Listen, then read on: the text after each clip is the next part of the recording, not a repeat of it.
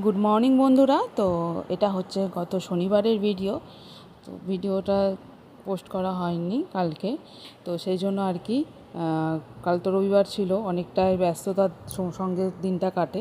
তো দেখো বন্ধুরা, এখানে সকাল সকাল স্নান করে নিয়েছি আর একটু মাথা ঘষে নিয়েছি, নিয়ে এখানে ঠাকুরের এই জায়গাটা পরিষ্কার করে নিয়ে তারপর ঠাকুরের প্লেট আর গ্লাসটা ধুয়ে এনে রেখে দিলাম জল দিয়ে।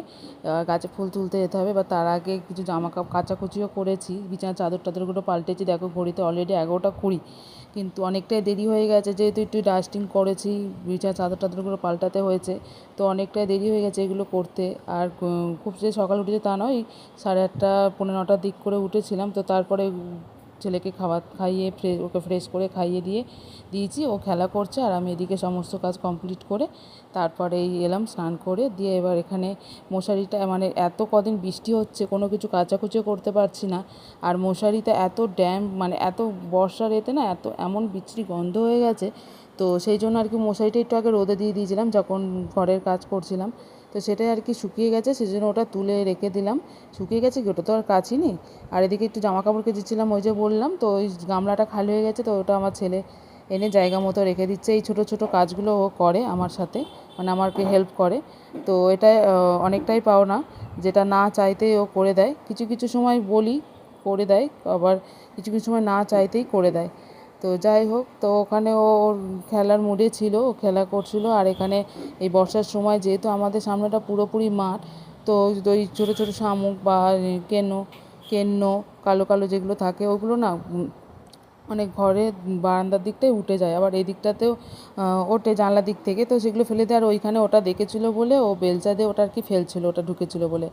তো তারপর আমি ওগুলো জামা কাপড় মেলে ছেলে গামলা টানার পর আমি ওদিকে একটুখানি গাছে ফুল তুলতে গেছিলাম। আমাদের বাড়িতে ওই যে সাদা টগর ফুল গাছ আর হচ্ছে কয়েকটা নীলকণ্ঠ গাছ একটা বসানো হয়েছিল, তো সেখান থেকে চারিদিকে ছড়িয়ে ছড়িয়ে চারিদিক হয়ে গেছে।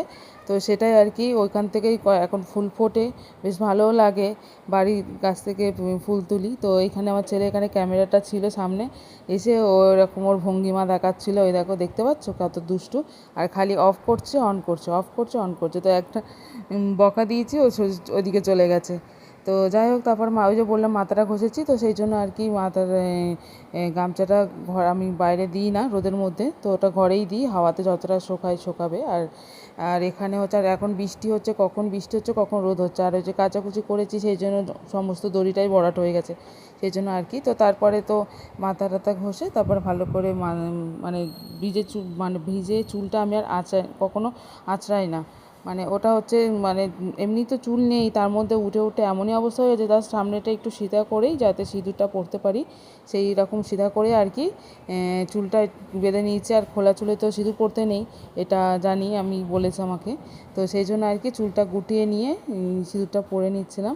এটা মানে স্নান করে উঠলে এইটা তো হচ্ছে বড় গুরু দায়িত্ব, যেটা দেখেছি আমার ছোটো থেকে দেখে এসেছি মা দিদা মাসিদের সবাইকেই করতে, তো সেটা আর কি আমিও করি সেই রুলসটা। তো এখানে আমার ছেলে বারবার আসছে আর যাচ্ছে, দেখছে যে কী হচ্ছে। আর ওই যে বললাম গাছ থেকে কটা নীলকণ্ঠ ফুল, আর প্রচুর পরিমাণে নীলকণ্ঠ, 3-4টে গাছ আছে চারিদিকে, তো অনেকগুলো হয়েছে। তো ভাবলাম যে একটুখানি মালায় গাঁথি, আর শনিবার করে আমি দিই মালাটা।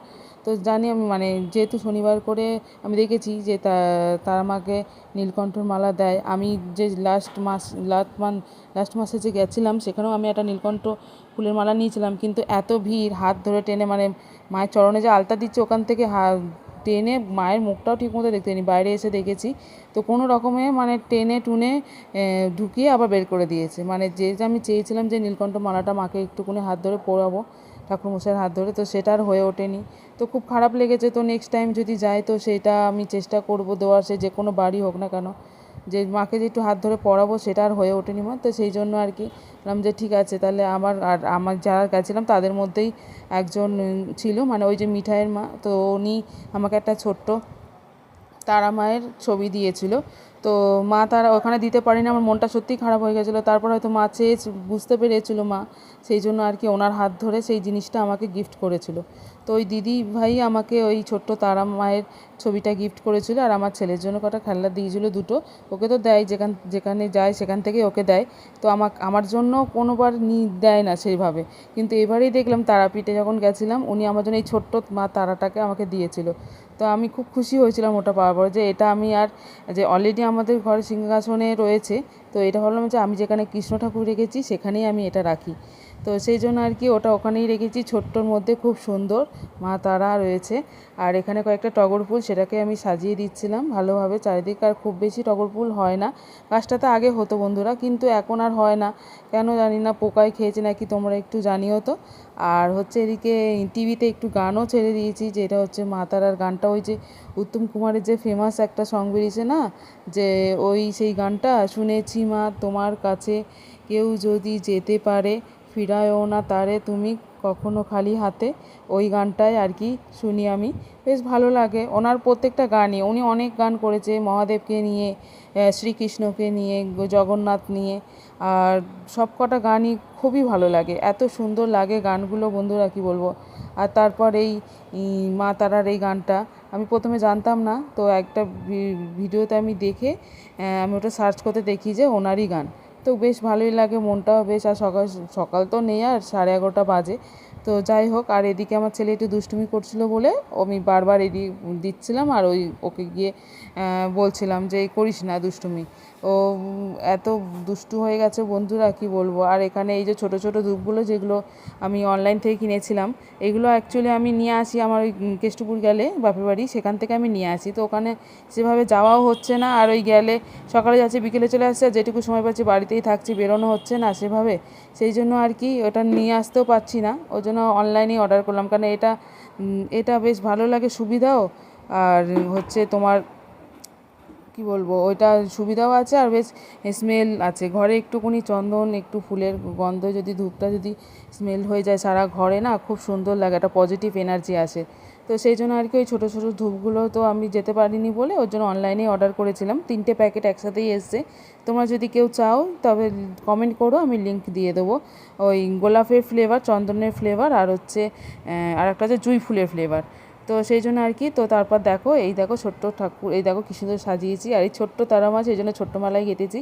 তো আজকে ভিডিওটা আর বাড়াচ্ছি না, এই পর্যন্তই। তো কেমন লাগলো ভিডিওটা অবশ্যই লাইক কমেন্ট শেয়ার করো, আর ভালো লাগলে অবশ্যই আমার চ্যানেলটাকে ফলো করে সাবস্ক্রাইব করে আমার পাশে থেকো। তো দেখা হচ্ছে নেক্সট ভিডিওতে, ততক্ষণ সবাই সুস্থ থেকো, ভালো থেকো, টাটা বন্ধুরা। আর এই দেখো উত্তম কুমারের গানও।